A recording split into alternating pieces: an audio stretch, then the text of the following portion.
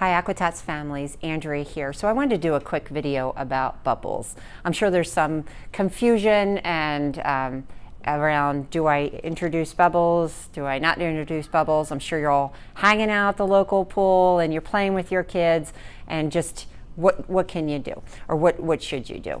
So wanted just to add some clarity around when do we introduce bubbles. So level 1, 2, and for the first part of level 3, in the beginner and intermediate stages of level 3, we do not focus on bubbles. And there's two reasons why we do not focus on bubbles.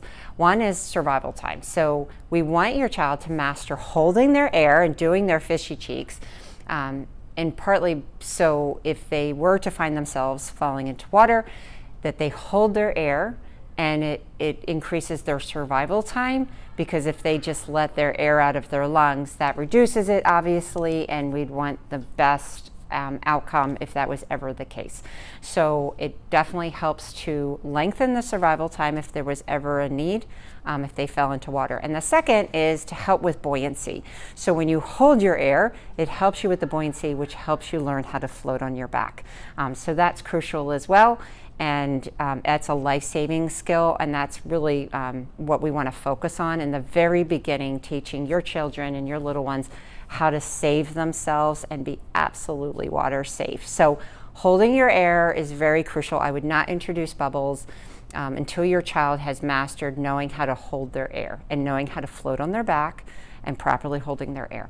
Now, in the advanced stages of level 3 and then into level 4, we do introduce bubbles, and that's really important because now we're teaching them how to do efficient breathing. So we breathe in through our mouth when we're above water, and we go underwater and we breathe out through our nose and our mouth underwater. And then we pop up and we get more air through our mouth, and then go back down and then let it out. So we're learning how to efficiently breathe, and you can practice this at the pool with the pop-ups and have them jump up and down in like shallow, where they're not, where they could at least stand. And then you can see them, blowing the bubbles out underwater, getting their air, getting a good air through their mouth, and then going underwater. This is going to help with pop-up breaths, side breaths, all the breaths that they need in order to learn how to do the strokes properly.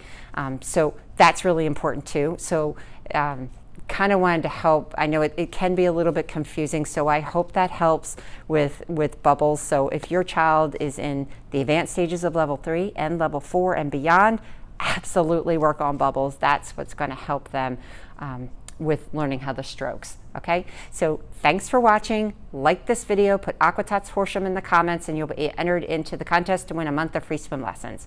And I will see you next week.